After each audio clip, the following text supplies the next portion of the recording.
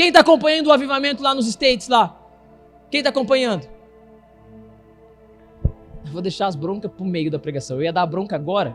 Irmão, hoje vai ter bastante bronca. Posso ouvir um amém? Você aguenta? Não fique chateado. É porque eu amo você. Você vai entender isso até o final dessa mensagem. De coração mesmo. Vou deixar para depois então. Mas está acontecendo lá, eu estava vendo um relato. O homem indo numa estrada, a estrada que dá acesso à universidade. E ele dizendo, cara, ninguém passa aqui. Mas o mundo inteiro estava passando. Estava um congestionamento naquela ruazinha. Irmão, quando Deus vem, não há necessidade nem de nós irmos aos pecadores. O Senhor, a presença, atrai os pecadores. Eu falei semana passada, vou repetir.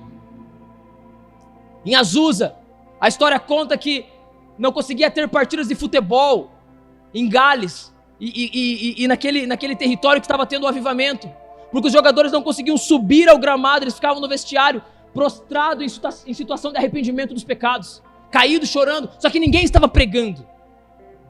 Escute isso, irmão. Ninguém estava orando por eles. Eles entravam lá e o Espírito caía.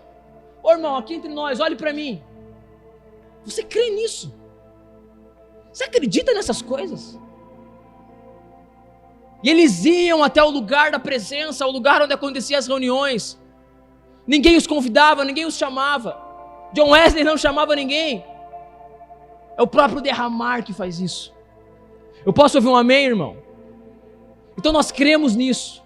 E o Fome por Deus fala sobre isso. Fala sobre uma fome por viver algo poderoso em Deus. Irmão, entenda algo, a vida cristã, ela nem sempre é extraordinária. E isso é normal.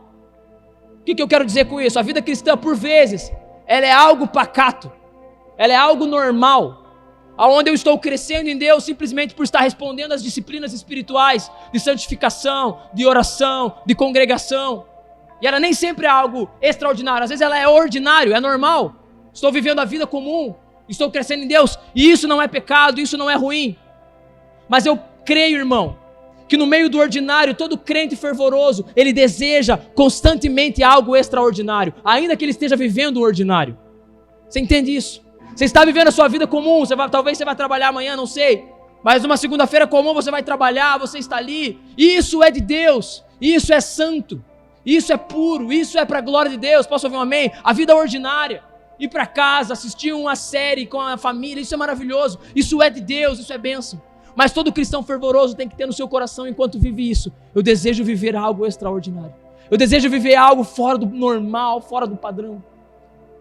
Mesmo vivendo constantemente o ordinário, entendendo que isso é bom e agradável a Deus. Eu posso ouvir um amém? Eu estou sendo entendido nessa noite até aqui? Então vamos entrando nisso. Eu quero falar com você hoje sobre fome por Deus. Como disse, esse título é por conta desse nosso coração em relação ao avivamento e também em relação a uma realidade chamada de maldição dos últimos dias. Repita assim comigo: maldição dos últimos dias.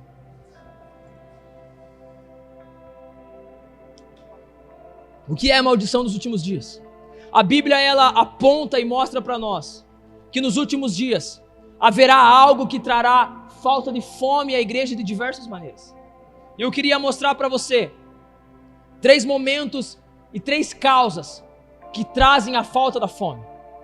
E dentro disso eu já quero chamar você a entender e juntos entrarmos nesse consenso durante essa ministração que nós precisamos de fome por Deus.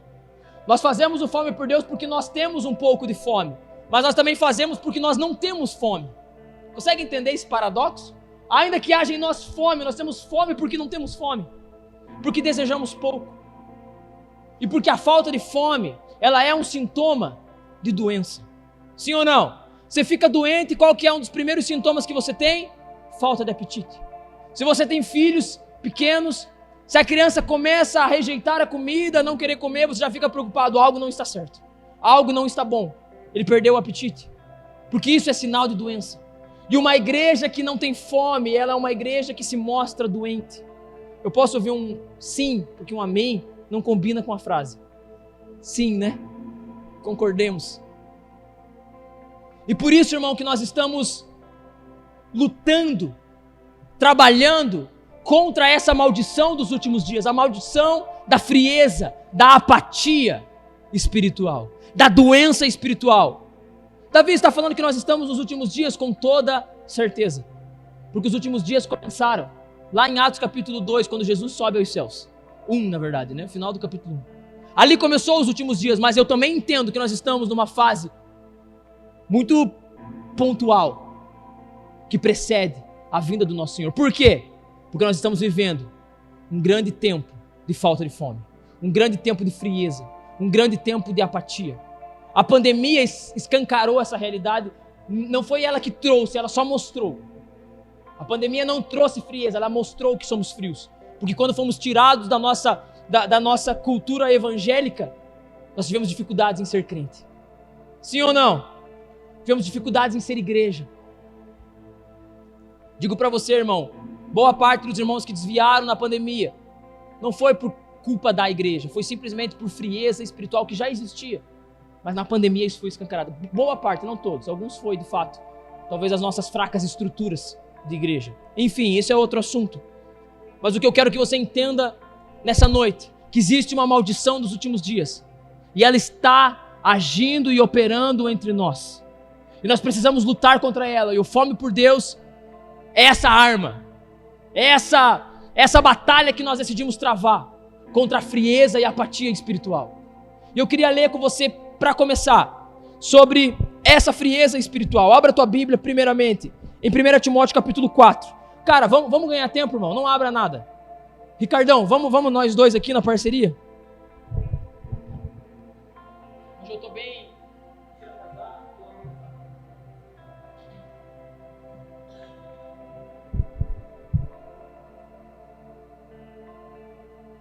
Vamos lá, 1 Timóteo 4:1, Ricardão. Tá lá, ó. O Espírito Santo afirma expressamente que nos últimos tempos, alguns... Primeiro, leia o texto, né? O Espírito Santo afirma expressamente, ou seja, é algo... Há uma importância nessa fala de Paulo, sim ou não? Ele não está falando algo simples, ele está falando algo muito importante. O Espírito Santo afirma expressamente que nos últimos tempos, alguns se desviarão da fé e darão ouvidos a espíritos enganadores e a doutrinas de demônios. Paulo mostra aqui para nós, pode deixar o texto por enquanto, Ricardo, que nos últimos dias haverá apostasia. O que é apostasia? Abandono da fé, frieza em relação à fé. E ele mostra um motivo, porque muitos estarão abraçando ensinos enganosos. Então nos últimos dias haverá apostasia, e nós precisamos lutar contra isso. E qual que é um problema que Paulo mostra em relação à apostasia? Ensino errado e pensamento equivocado em relação à vontade de Deus. Uma das coisas que nos esfria, e aqui eu já quero ir mostrando para você o que traz frieza, o que é essa maldição dos últimos dias, e o que é a causa para que você vá discernindo no teu coração o que talvez possa ser um problema seu. Não sei qual é. Não estou falando que eu não tenho problema com isso, um problema nosso, mas eu quero que você vá discernindo o que talvez pegue para você, o que talvez em alguns momentos faça você esfriar. Eu posso ouvir um amém até aqui? E o primeiro ponto aqui é ensinos errados. E eu não vou culpar o ensino em si, mas a maneira com que nós decidimos pensar a respeito de Deus faz com que abandonemos ou esfriemos na fé. Do que eu estou falando? Eu estou falando dessa montoeira de coisas que hoje é lançada sobre nós.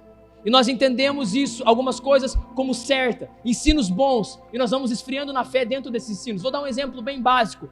A hipergraça, talvez nem todos saibam o que é, mas é um ensino a respeito da graça de Deus, que diz que você pode viver uma vida de pecado, que diz que você pode viver uma vida de libertinagem.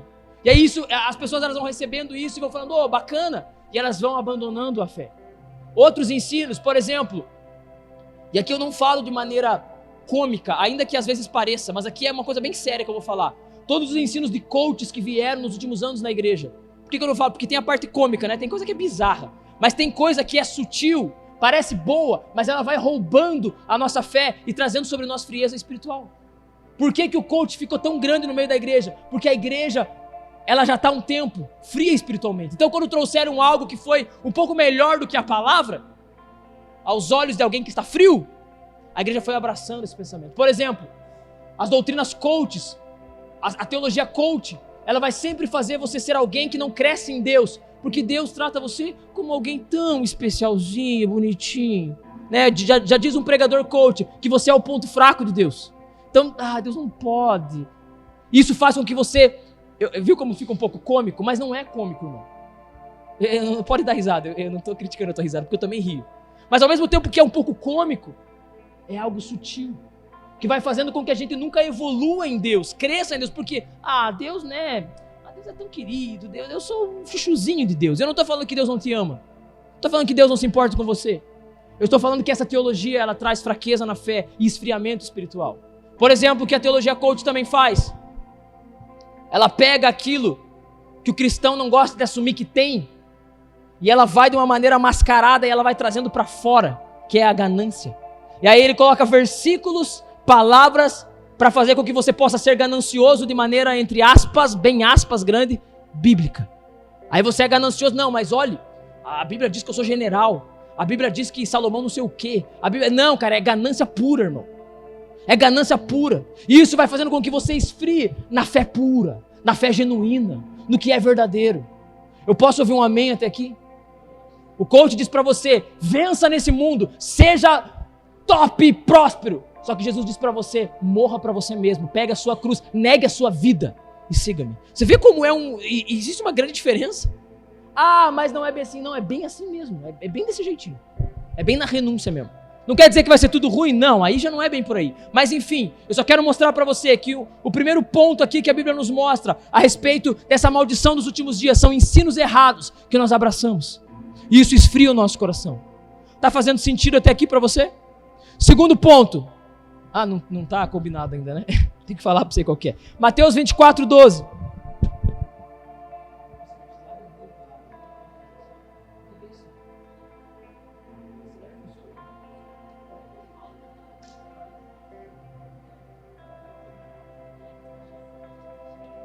Mateus.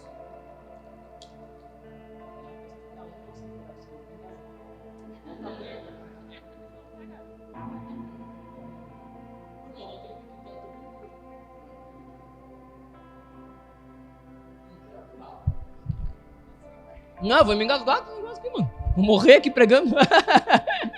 Legal morrer pregando, né? Vai ser bacana. Mas enfim. Uma morte bem legal, né? Morreu do que? Pregando. Vai ser interessante. Tá gravando. Que Deus toque a sua vida, você que está ouvindo. Mateus 24:12. Esse texto é muito conhecido.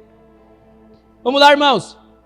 E por causa da multiplicação da maldade, ou como diz uma versão mais conhecida, e por se multiplicar a iniquidade, o amor da maioria das pessoas se esfriará.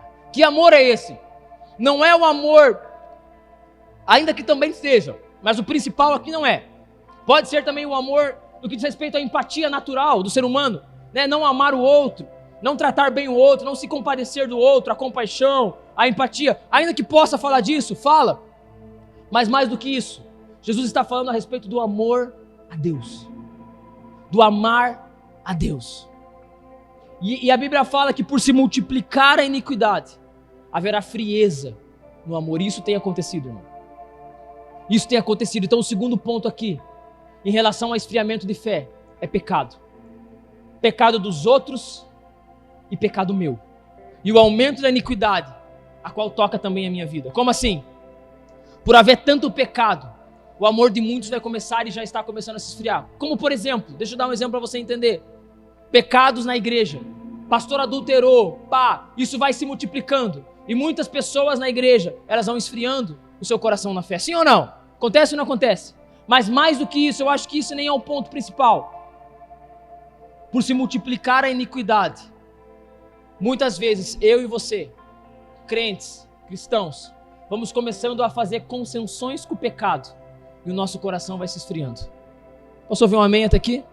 Por ir se multiplicando o pecado. Não, veja bem, irmãos, veja algo, cara. Não sei como que é a tua rede social, o que você segue, mas eu, naturalmente sigo muito pastor, vai aprendendo e tudo mais. Não sei se você tem esse hábito. E aí a galera manda muita pergunta para pastores. Aí tem um pastor lá que, pelo menos 2 que eu sigo, que falam de sexualidade de casal. Cara, crente, irmão, quem segue pastor não é gente do mundo, é crente. Ainda mais pastor Josué Gonçalves, assembleiano. Nada a ver com pessoas do mundo. Quem conhece o pastor Josué Gonçalves? Uma bênção. Cara, nada a ver com pessoas do mundo. Ele é um pastor tradicional, assembleiano e tudo mais. Aí crente manda pergunta: pastor, é pecado sexo a 3 no meu casamento? Aí o cara fica sem chão, né, irmão? Ele fala, mas gente, como assim? Como assim? Ah não, mas o parceiro apoia também. Não é uma coisa que o casal quer. Então não é pecado. Você está vendo o cenário, irmão, da igreja? Estou falando porque talvez você não veja essas coisas. Como eu sou muito envolvido com o mundo evangélico, por ser pastor e gostar de acompanhar, a gente vai vendo todos esses acontecimentos. Você está vendo o cenário, irmão? Sei que isso é escandaloso, né? Mas é para você entender. Por se multiplicar a iniquidade, nós vamos fazendo concessões com o pecado. Ah não, mas veja bem. Não, ó, por exemplo, a mentalidade ali do contexto que eu fui percebendo. Não, mas o casal, é uma coisa do casal, né? Do casal. É uma coisa, não é adultério. É um consentimento aqui. Você vai fazendo coisas. E aí eu falei algo bem cabuloso. Mas nós precisamos olhar às vezes para as pequenas coisas das nossas vidas. Que nós vamos aceitando no nosso coração. Isso vai fazendo com que esfriemos na fé. Sim ou não? Ah não, mas veja bem. Deixa eu pegar os exemplos fúteis. Para começar a pegar um pouquinho no teu pé. Posso? Ah, mas né, não preciso ir tanto na igreja. Ah, eu não preciso, né? Não, veja bem. Mas a preguiça espiritual é pecado. Preguiça é pecado, irmão, e é espiritual também. Eu posso ouvir um amém? Sabia disso? Preguiça é pecado. A Bíblia fala. E a preguiça espiritual também. Mas eu estou falando isso porque hoje eu quero resgatar você, não bater em você. Eu posso ouvir um amém? Resgatar você desse mal que tem assolado a igreja. E quando nós vamos fazendo concessões com o pecado, com a nossa fraqueza, o nosso coração vai se esfriando.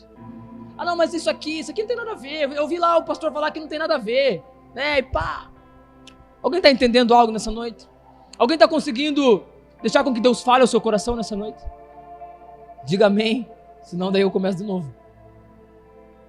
Pecado traz esfriamento. Concessões com o pecado traz esfriamento espiritual. Próximo. E o terceiro. Apocalipse 3,14. Esse aqui eu vou ter que abrir aqui na minha Bíblia para eu pegar os versículos-chave.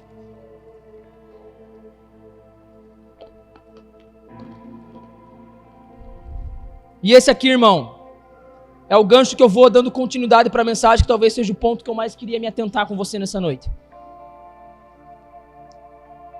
Preguei isso no último culto do ano passado. Vocês vão lembrar. A bala é bênção. A balinha aqui é bênção. Deu uma... Vou até pegar mais uma. Mas atrapalha? Atrapalha bastante, mas é bênção. Apocalipse 3, versículo 15. Conheço as obras que você realiza. Tá lá já? Tá. Não és nem frio e nem quente. Quem dera você fosse frio ou quente, assim porque você é morno. Repita assim comigo, morno. E não é nem quente nem frio. Estou a ponto de vomitá-lo da minha boca. 17. Antes de 17, me ouça. Esse texto aqui, existe bastante pontos a se olhar no que diz respeito a ser morno. Né? Jesus está falando aqui com a igreja de Laodiceia. Existe muito a se falar dessa mornidão. Mas o ponto que eu quero pegar com você aqui é o fervor. É o morno de estar apático espiritualmente. E Jesus fala para eles, vocês não são nem frente, vocês não são nem quente e nem frio. Vocês são mornos, vocês são apáticos. Vocês estão no estado de... Posso ouvir um amém? E aí ele fala, quem dera vocês fossem frio ou quente, estou a ponto de vomitá-los. E aí Jesus traz o porquê que eles se tornaram mornos. Por que eles entraram nessa apatia? Esse versículo que está aí, 17. Você diz, rico sou, estou bem de vida e não preciso de nada. Mas você não sabe que é infeliz, sim, miserável, pobre, cego e nu. Até aqui. O que trouxe frieza espiritual para a igreja de Laodiceia? Repita assim comigo, vida boa, bem-estar. Laodiceia era uma cidade muito rica, uma cidade muito próspera. E a igreja de Laodiceia era automaticamente uma igreja muito rica, tanto que os teólogos vão dizer que a igreja de Laodiceia era uma igreja que os membros eram pessoas da socialite de Laodiceia, era a galera top da cidade. Não era uma igreja de pobre, era uma igreja de rico. E por esse estado de riqueza, de conquista e de sucesso, a igreja de Laodiceia entrou em esfriamento. Porque existe algo que traz esfriamento, e esse algo não é necessariamente um crescimento financeiro. Esse algo não é crescer na vida. Crescer na vida não esfria ninguém. Dinheiro em si não esfria ninguém. Eu posso ouvir um amém? Ser rico em si não esfria ninguém. Mas quando eu passo a amar o mundo, eu começo a esfriar na fé. O problema não é o dinheiro. O próprio ensinamento bíblico é bem enfático em relação a isso. O amor ao dinheiro é a raiz de todos os males. Não o dinheiro, o amor a ele. Porque quando eu amo o dinheiro, automaticamente, a Adri disse aqui, eu vou repetir, automaticamente eu paro de amar a Deus. Jesus que disse isso. Porque eu não posso servir a dois senhores. Ou eu sirvo a Mamon, ou eu sirvo ao Senhor. E eu não estou aqui falando necessariamente do dinheiro, mas eu estou falando aqui do amor à vida, do amor ao conforto.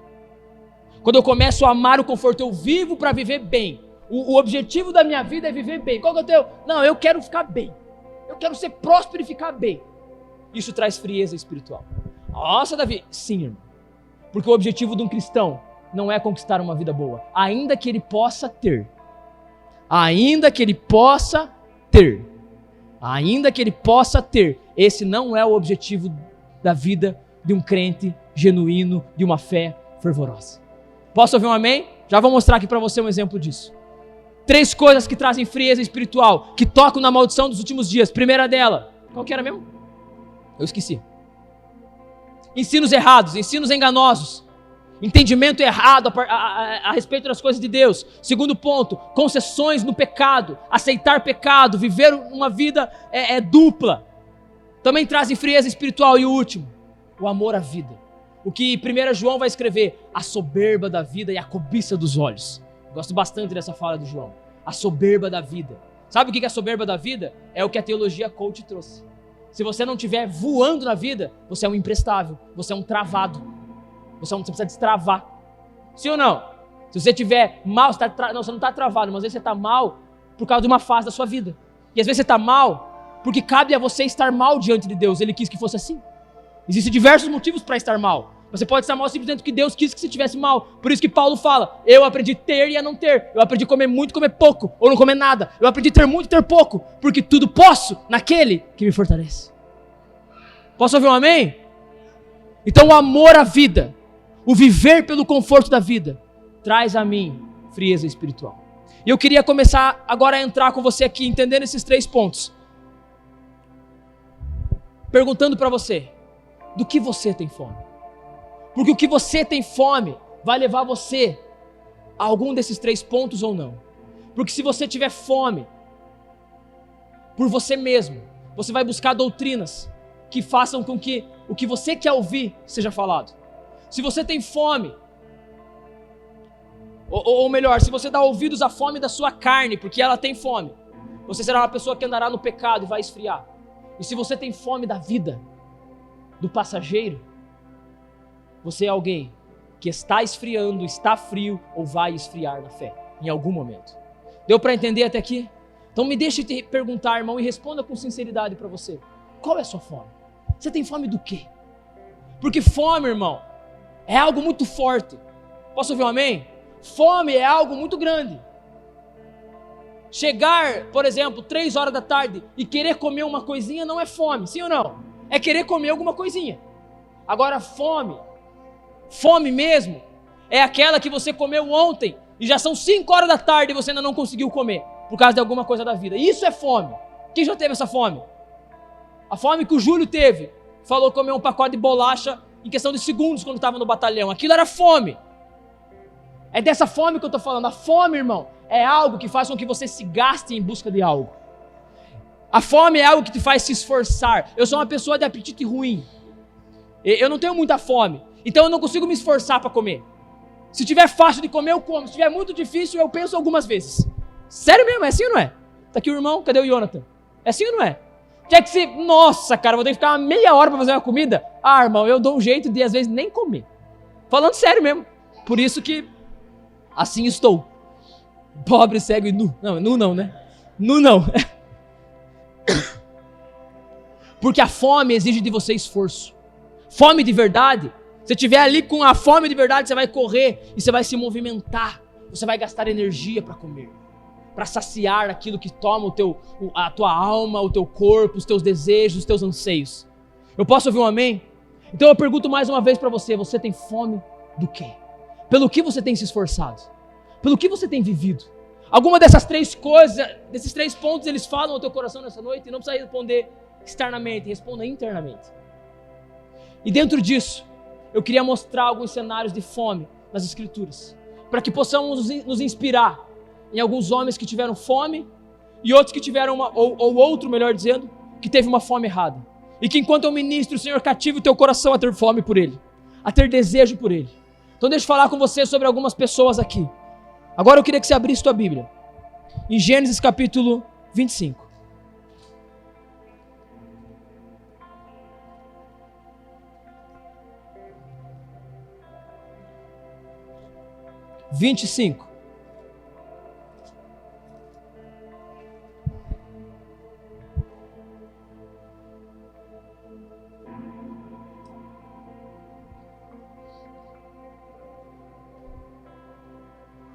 Irmão, primeira pessoa que eu queria falar.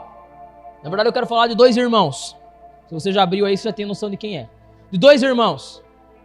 Os dois tiveram fome, mas os dois tiveram fomes distintas. Os dois tiveram fomes diferentes. E eu queria mostrar para você a diferença dessas fomes e o resultado dessas fomes, por assim dizer. Então eu queria primeiro falar sobre esse cenário aqui. Vamos ler Gênesis 25, versículo 27. Leia comigo, irmão.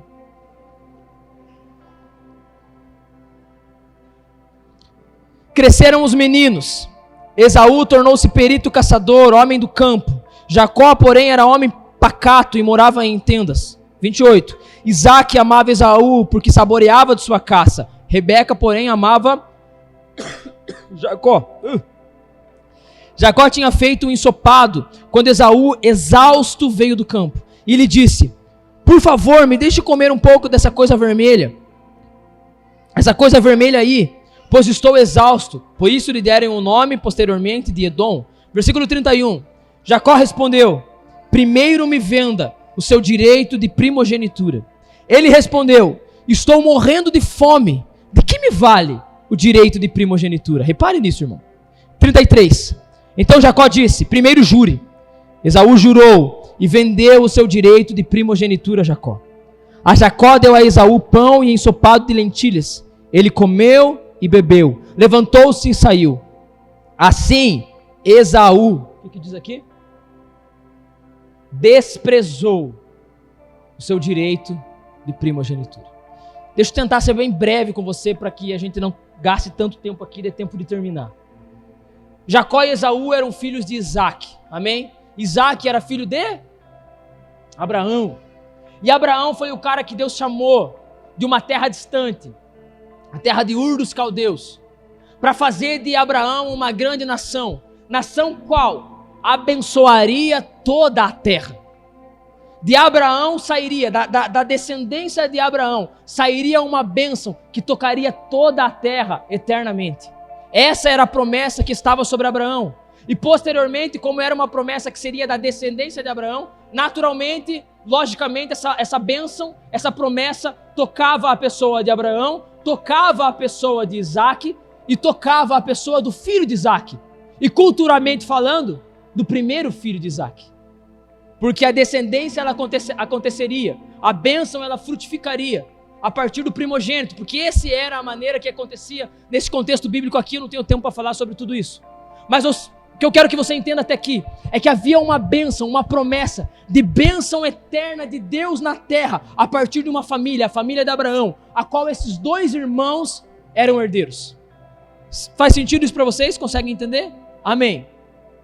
Só que automaticamente essa bênção, essa promessa, estava na pessoa do filho mais velho. Quem era o filho mais velho desses dois irmãos? Esaú, o que nasceu primeiro. Eles eram gêmeos. Esaú nasceu primeiro e Jacó nasceu pendurado no calcanhar de Esaú. Só que num determinado momento, Esaú, segundo as escrituras, e Hebreus, irmão, capítulo 12, versículo 16, eu queria que você, se você estiver tomando nota, anote esse texto e leia em casa, porque o escritor aos Hebreus diz que Esaú, ele profanou a Deus quando ele negou o seu direito de primogenitura.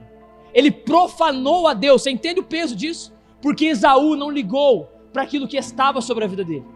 Esaú não se importou sobre aquilo que estava na vida dele, sobre aquilo que Deus queria fazer na vida dele. Por que Esaú não se importou? Porque ele estava com fome. Mas fome de quê?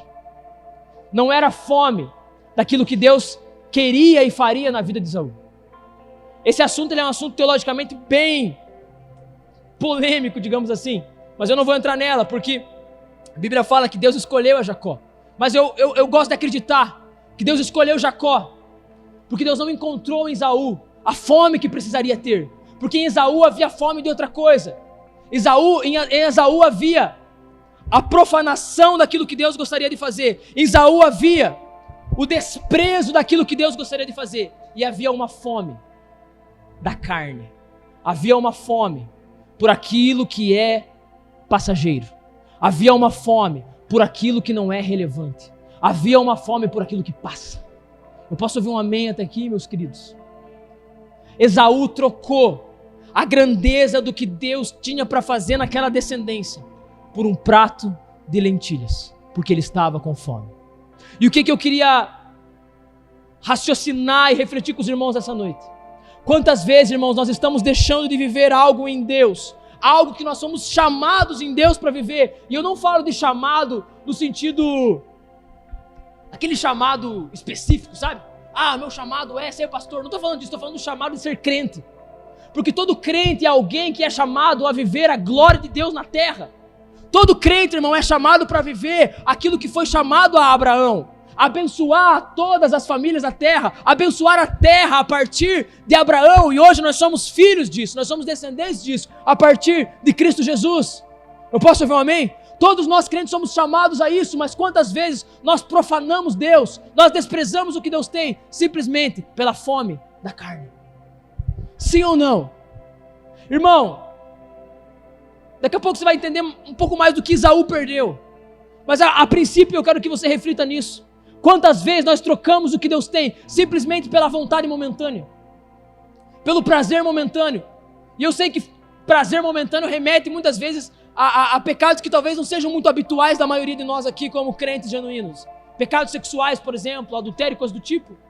Mas existem pequenas coisas no dia a dia. Existe, irmão, simplesmente o esforço do teu coração por coisas que não é o que Deus está querendo conduzir você. Às vezes, irmão, e quase sempre, nós esforçamos tanto para tantas coisas e nada para aquilo que o Senhor está nos chamando a viver. Nós esforçamos tanto para ganhar dinheiro, sim ou não? Quem que dá desculpa para faltar trabalho? Ninguém, irmão. Por quê? Porque é importante. E por que é importante? Porque eu amo trabalhar. Lógico que não. Porque aquilo me dá sustento, aquilo me dá conforto, aquilo me dá o que eu julgo ser importante. Por isso que, irmão, essa pregação nessa noite é com o objetivo de você recalcular a rota da sua vida, recalcular para onde você tem andado, para onde você está indo. Lembrei, está remando para onde? Para onde você está conduzindo a tua vida? E também recalcular, irmão, quais são as suas prioridades. Deixa eu dizer algo para você, irmão. Você não estava aqui sexta e sábado por qualquer outra coisa, a não ser porque aquilo não é importante para você. Quase que geral, né? Eu sei que alguém pode ter de fato um motivo, eu sei disso. Não estou sendo ignorante aqui. Mas vamos ser amigos, irmão. Vamos desligar o YouTube, não precisa desligar. Mas vamos fazer de conta que está só nós aqui, salinha fechada. Irmão, nós não buscamos a Deus porque nós não julgamos importante, ponto final. Não é prioridade na nossa vida. Outras coisas são mais importantes. E aí nós deixamos de lado. Orar, para que orar? Buscar, para que buscar? Eu preciso mesmo de dinheiro. Orar não paga minhas contas. Davi, eu não digo isso, mas às vezes, irmão, no teu subconsciente é isso que você diz. É isso que você faz, a semelhança de Esaú, você despreza, você profana. Eu estou cansado. É ou não é? Eu estou cansado. Sabe o que você diz quando você diz que está cansado, irmão? Para não buscar a Deus, você diz, eu sou mais importante do que a busca por Deus. Porque eu me importo mais comigo do que com aquilo que Deus deseja. Eu me importo mais com a minha fome por um prato de lentilhas. E o que é um prato de lentilhas? Diversas coisas. E aí você vai dizer para mim, ou melhor, você vai dizer para você mesmo, o que é o teu prato de lentilhas. Eu sei o que é o meu. Eu sei o que me rouba da vontade de Deus. Eu sei o que me rouba daquilo que Deus tem para mim. Eu não sei você e eu também não quero saber, mas eu quero que você seja real com você mesmo nessa noite. Diga para você o que tem roubado você. Qual tem sido o seu prato de lentilhas? Qual tem sido a fome que você está saciando para não saciar aquilo que Deus tem para você, meu querido? Irmãos, vamos ser honestos. E agora eu falo como teu pastor, porque eu amo você. Sexta, sábado, domingo, segunda e terça. São 5 reuniões. Tem irmãos, nesse final de semana que não vão vir em nenhuma. É um problema ou não é? É um problema ou não é? E muitos de nós vamos vir no domingo à noite, porque é domingo, né? Domingo é domingo. Mas nós não nos interessamos de falar, cara, eu vou buscar um pouco mais, eu vou colocar minha vida em Deus um pouco mais. Não estou preocupado com tantas coisas. Faz sentido isso para os irmãos nessa noite? Sim ou não? Muito duro para você? Mas nós precisamos ouvir essas coisas, entender essas coisas. Nós precisamos voltar a entender o que é prioridade na vida cristã. O que é importante na vida cristã. Próxima pregação eu vou continuar falando sobre o reino. Nós vamos entender um pouco mais sobre as prioridades da vida cristã a partir da visão de reino. Mas nós temos que fazer isso já.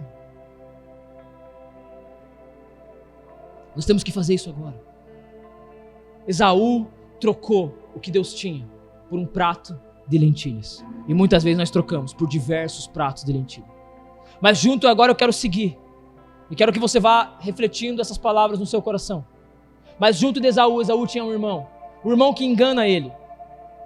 Um irmão que não era uma bênção. Um irmão que não era lá grande coisa. Na verdade, um cara muito problemático, chamado Jacó. Mas existia uma diferença entre Esaú e Jacó. E essa diferença era a fome. Era a fome. Quem já viu, irmão? Pessoas que é muito pior do que você. E às vezes crescem em Deus muito mais do que você. E você fala, nossa, então, irmão, é fome. Simples assim. A moeda do céu, irmão, é fome. Não tem outra. Tem pessoas que falam pra gente, e não digo isso de maneira me vangloriando, nossa, porra, que habilidade que Deus dá, né? Pra saber tanto das coisas de Deus. Não, irmão, não é habilidade, é só fome mesmo, eu só busco. Não faça aquilo que, não invento o que não é. Muitas vezes o crente não sabe nada porque não busca, porque não tem fome, ponto final. Nós precisamos ser honestos com isso. E não estou falando que eu sou lá grande coisa, nossa, eu sou faminto. Nossa, eu sou a fome por Deus pura. Não, irmão, eu sou tão ruim quanto você. Mas muitas vezes em nós há só um pouquinho mais de fome, irmão. E por isso que eu estou aqui pregando para você. Posso ouvir um amém? Porque nós não crescemos, porque não temos fome. Porque não queremos, porque não é importante. Enfim, o irmão pecador desgraçado, bem jaguarão, ele tinha fome. Você ouviu um amém? Jacó tinha uma fome em seu coração. E isso fez com que ele entrasse em um lugar com Deus. Vamos ler outra passagem. Agora, sobre Jacó. Abra sua Bíblia. Um pouquinho para frente. Gênesis 32, 22. Não tenho tempo para contar toda a história. Mas a maioria de vocês conhece.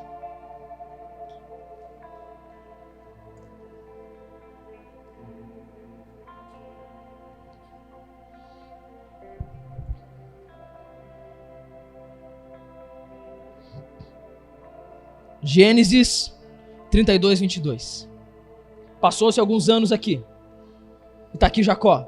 Jacó, irmão, olhe para mim. Dentro daquele contexto, ele rouba esse direito de primogenitura e a bênção que Isaac daria para o seu primogênito. Aquela bênção a bênção que Abraão recebeu, que foi depositada sobre Isaac. Agora Isaac depositou sobre um filho seu, que no caso deveria ser Esaú. Mas Jacó, por ser um cara bem problemático, ele rouba isso de Esaú e agora essa bênção está sobre a pessoa de Jacó. Ele rouba a bênção do irmão, o direito de primogenitura do irmão. Por quê? Porque o irmão desprezou. E aí ele faz as mutretas lá, a maioria de vocês conhece. E aí alguns anos passou. E aí nós estamos nesse cenário, um dos textos mais fascinantes do Antigo Testamento, eu acredito. Versículo 22. Naquela mesma noite, Jacó se levantou, tomou suas mulheres, suas servas, seus 11 filhos e transpôs o val de Jaboque. Reuniu todos e fez com que passassem o ribeiro. Também fez passar tudo que lhe pertencia. Jacó ficou sozinho. E um homem lutava com ele até o romper do dia. Vendo esse que não podia com Jacó, tocou-lhe na articulação da coxa, de modo que a junta da coxa de Jacó se deslocou na luta com o homem. Então o homem disse, deixe-me ir, pois já rompeu o dia. Jacó respondeu, não o deixarei ir, se você não me abençoar. 27. Então o homem perguntou, como você se chama? Ele respondeu, Jacó, e a maioria de vocês sabe que Jacó significa enganador. 28. Então disse, seu nome não será mais Jacó, e sim, quem conhece esse nome, Israel? Nome famoso, né? Um dos nomes mais odiados do mundo e mais famoso do mundo é esse aqui, Israel. E Israel é o nome desse cabo aqui. Amém? Talvez você não sabia disso. Acredito que a maioria sabe. Mas Israel é o nome desse sujeito aqui. Ele é o Israel. Vamos lá. Pois você lutou com Deus e com os homens e prevaleceu. Jacó disse, por favor, diga-me como você se chama? Ele respondeu, por que você pergunta pelo meu nome? E o abençoou ali. Jacó deu àquele lugar o nome de Peniel, pois disse, vi Deus face a face, e a minha alma foi salva. Até aqui. Esse cara, enganador, que enganou o irmão. A diferença de Jacó para Esaú é que Jacó tinha uma fome. Jacó desejava algo daquele que seria o Deus do seu pai.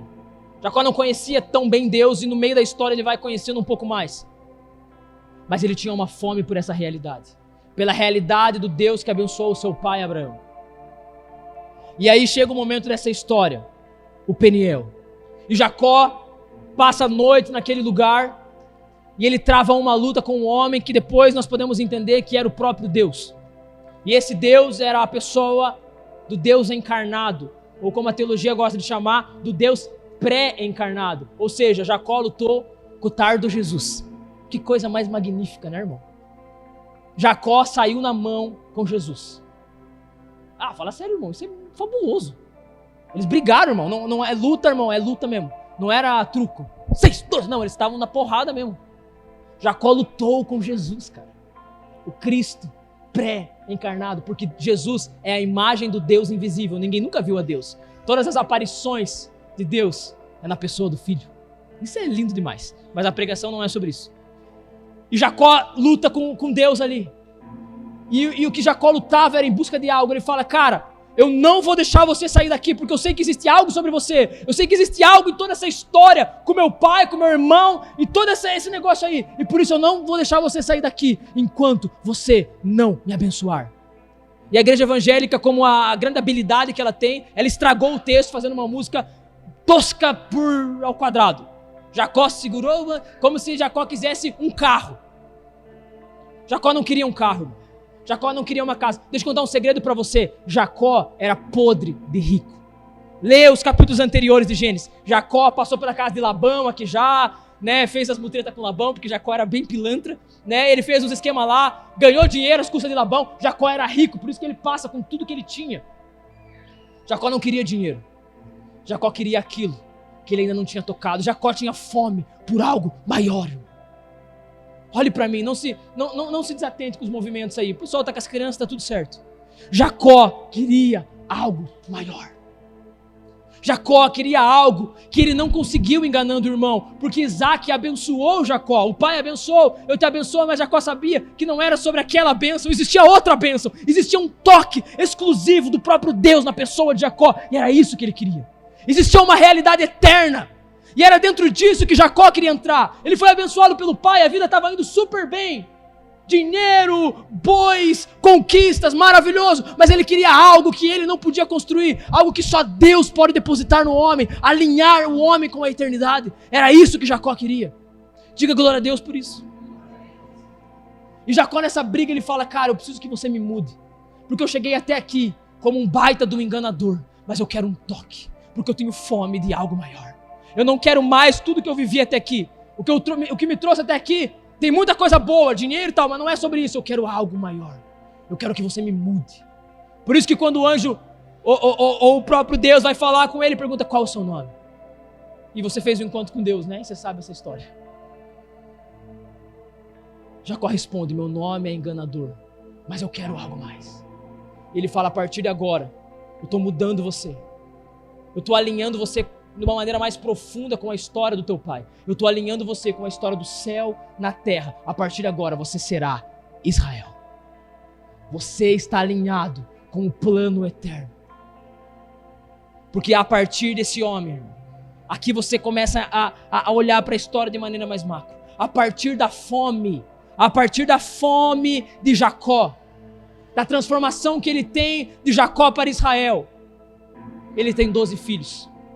E esses 12 filhos se tornam o povo escolhido de Deus. O Israel de Deus. E desses 12 filhos, ele tem um especial no contexto, na história, chamado Judá. Por que Judá? Porque Judá tem um filho.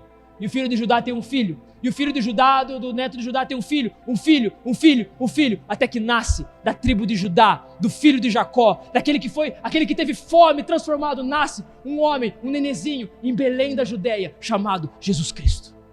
Cara, fala sério. Entenda algo, irmão.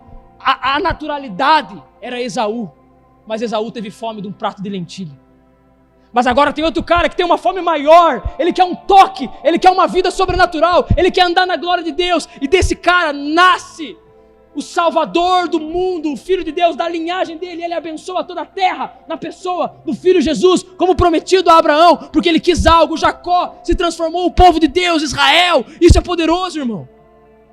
Irmão, quando você tem fome por Deus, você alinha a tua vida ao que é eterno. Quando você tem fome por Deus, você alinha a tua vida àquilo que Deus está fazendo antes da fundação do mundo, que é tocar a terra com a sua glória. Diga glória a Deus, irmão. Deixa eu ler um texto com você. Estamos quase terminando. E minha mãe disse que eu fico falando isso e não termino nunca. Mas vamos lá. Apocalipse. Por isso que ela não vem aqui. 21, Apocalipse 21.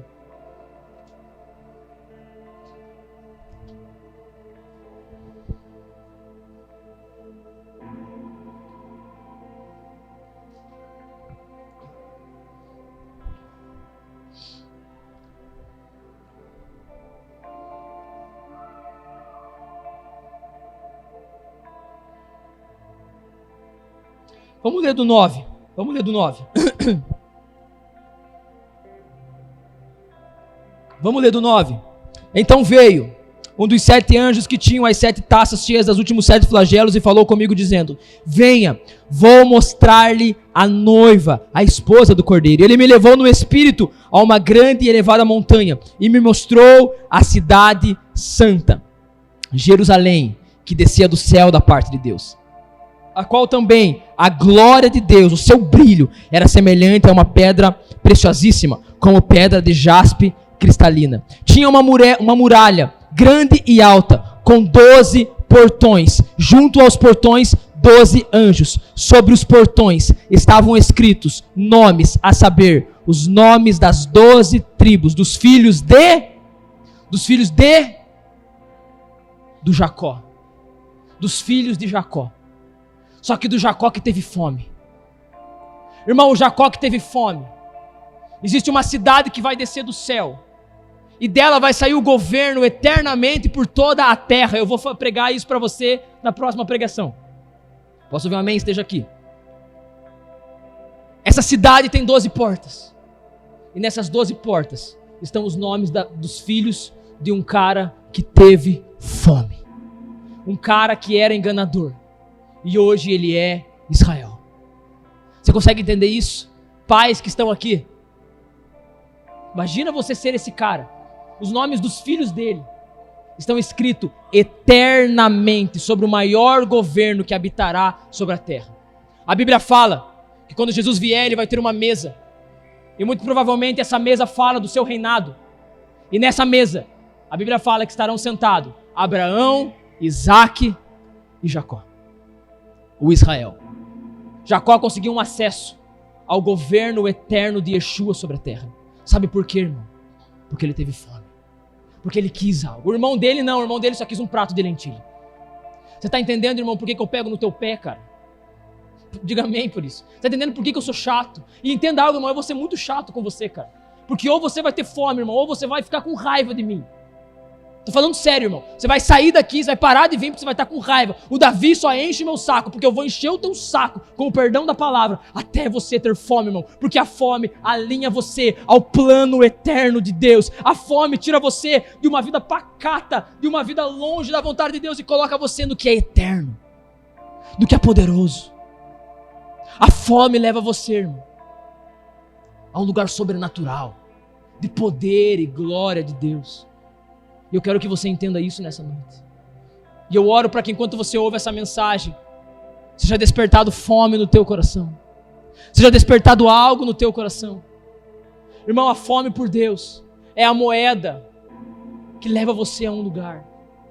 Por isso, cara, não viva uma vida normal, irmão. Entre em um lugar de fome. Ainda que você vai estar na vida normal, como eu falei, eu não estou criticando a vida normal. Porque ela também é de Deus e ela também é bênção. Mas tenha fome por mais. Tenha fome por algo especial da parte de Deus. Tenha fome pela glória, pela presença. Sabe, cara, te incomoda a falta da presença? Te incomoda a falta da presença na tua vida? Te incomoda, irmão, você está 200 anos na igreja e não conseguir fazer uma pregação? Isso não te incomoda, cara? Não te incomoda estar 200 anos na igreja e se eu pedir para você orar, você vai passar mal. Sabe, irmão, não te incomoda você olhar essa mensagem e saber que quando tem oração na igreja, você tem preguiça de vir, cara? Não te incomoda, irmão. Eu vi um pastor falando algo hoje e eu vou fazer da bronca dele a minha, irmão, com o maior amor do mundo, cara. Asbury. Ele falou, cara, o que o pessoal não está entendendo é que Asbury é um avivamento que começou num culto de oração. E a maioria da galera que está postando isso no Instagram nem vai nos cultos de oração. E tá lá, O que nós queremos, o que é importante para nós, irmão? Tenha fome. Desperta tua vida em fome. Mas Davi, eu estou sem fome. E eu entendo, irmão. Eu não estou aqui para criticar você. Eu estou aqui para arrastar você para um lugar. Eu não estou dando bronca porque eu estou bravo com você. Diga amém por isso. Eu estou dando bronca, irmão, por causa dessa mensagem, cara. Eu estou dando bronca em você, irmão, por causa da maldição dos últimos dias. Eu não quero que ela te pegue, cara. Eu estou orando por você porque eu não quero que ela te roube. Eu não quero que você seja pego por ela. Se você for pego por ela, você vai desviar, irmão. Está entendendo? Está entendendo por que eu estou falando isso? Eu não estou brigando com ninguém aqui. Eu estou tentando arrastar você para um lugar, irmão. O lugar da fome.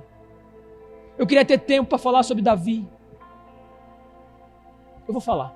Fique de pé. Vamos orar. Enquanto os irmãos vêm aqui, eu vou falar.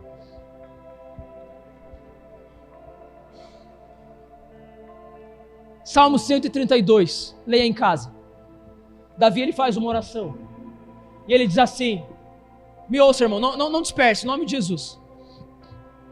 Davi faz uma oração e ele diz assim: eu não dormirei, eu não deitarei na minha cama, enquanto eu não construir um lugar para a presença. E Davi, ele faz essa oração, porque num determinado dia, Davi, ele amanhece na sua casa, e ele olha o lugar da presença, e o lugar da presença era uma tenda. E quando ele vê isso, algo sobe ao coração do Davi, ele fala isso para o profeta Natan. Isso aí está lá em Crônicas. Ele diz assim: cara, eu moro num palácio, a minha casa é maravilhosa e a presença está numa simples tenda. Eu vou construir um lugar. Deixa eu dizer uma coisa para você sobre fome. Você começa a ter fome quando as coisas de Deus são mais importantes do que as tuas. Quando você se importa mais com o coração de Deus do que com você. Você se importa mais com o que Deus está fazendo do que com o sucesso passageiro da tua vida. Isso é fome. Isso não é fácil, mas isso é fome. Você ouviu um amém? E Davi, ele faz essa oração. Só que veja bem, irmão. Quando Davi, ele faz essa oração. Ricardo, aumenta um pouquinho o microfone que minha voz está indo embora, daí eu forço menos. Quando Davi, ele faz essa oração, a Bíblia fala que ele fala isso para Natan: eu vou construir uma casa para Deus.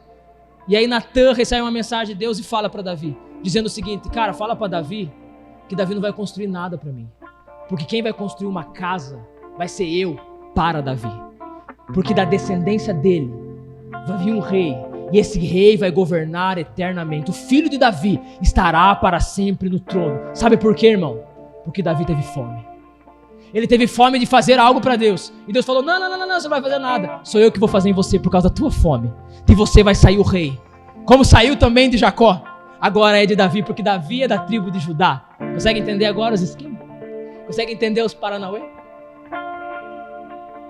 Irmão, quem tem fome, me ouça, irmão, me ouça. Você que está ouvindo essa mensagem na internet, me ouça. Quem tem fome, toca o céu, cara.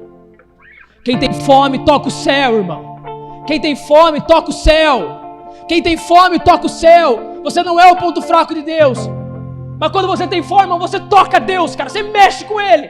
Ele olha e fala: cara, não tem como eu não fazer algo na vida desse caboclo aí, porque ele está me enchendo o saco. Isso é uma parábola, Lucas 18.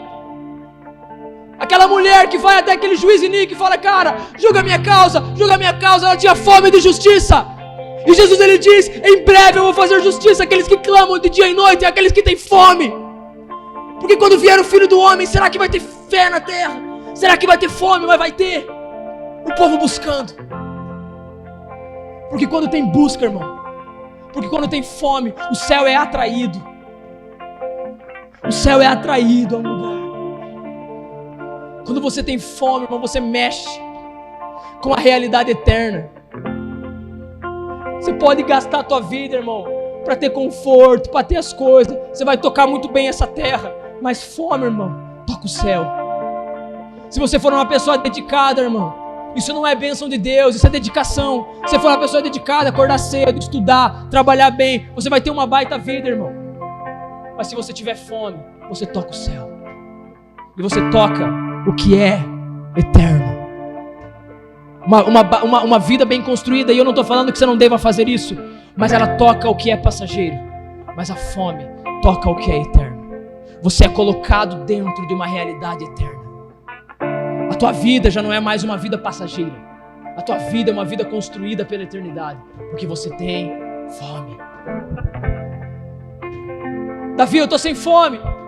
Eu quero ter fome. Algo está mexendo aqui, eu quero mais fome. O caminho da fome é o caminho da troca. Esaú teve fome por lentilha. Jacó teve fome por um toque. Você vai ter que trocar algo dentro de você para alcançar a fome por Deus. A fome, o caminho da fome é o caminho da troca. Eu deixo uma fome de lado para ter a fome da eternidade, do toque, da glória de Deus. Eu tenho fome por algo, mas eu preciso deixar ela. O caminho da fome é o caminho da troca. Para você crescer em fome nessa noite, nesses dias, você precisa trocar algo. Você precisa trocar algo. Deixar algumas fomes de lado e depositar a tua fome, o teu esforço. Fome fala de esforço. Você está se esforçando por algo. Você vai ter que deixar de se esforçar por algumas coisas e começar a se esforçar por outras. E quando você começa a fazer isso, o Senhor começa a derramar graça sobre você. E o Senhor começa a derramar fome sobre você. Você está vendo como é poderoso, irmão? Você começa a depositar uma fome nele, deixando outras fomes de lado. E Deus começa a derramar fome sobre você. Tua pouca fome, agora vai ser derramado mais fome. Mais fome. E aí você vai tendo mais fome. E o Senhor vai derramando mais fome. Mais fome. E a tua vida vai tocando a eternidade. A tua vida vai tocando o céu. Fecha os seus olhos, irmão.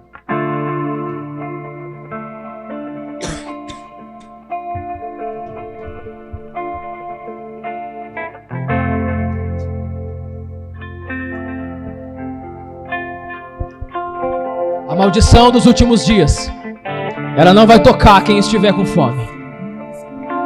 A maldição da frieza espiritual, ela não vai tocar os famintos. Eu quero convidar você nessa noite, faça uma oração. Faça uma oração. Busque a Deus nesses últimos minutos. E deixe que Deus toque você com fome, com desejo, com expectativa no Senhor e na presença.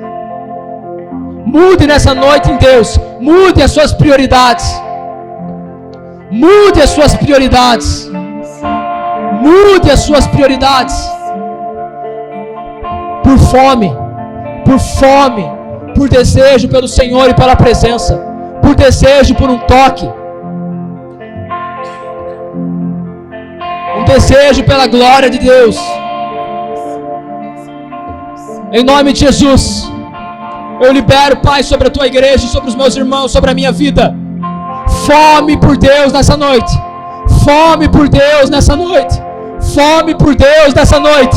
Em nome de Jesus eu declaro que toda frieza espiritual caia por terra nessa noite. E que recebamos um toque de fogo no nosso coração. Toda apatia espiritual, nós damos uma ordem que você saia do coração da igreja. E que haja fome, que haja sede, que haja fogo, que haja desejo.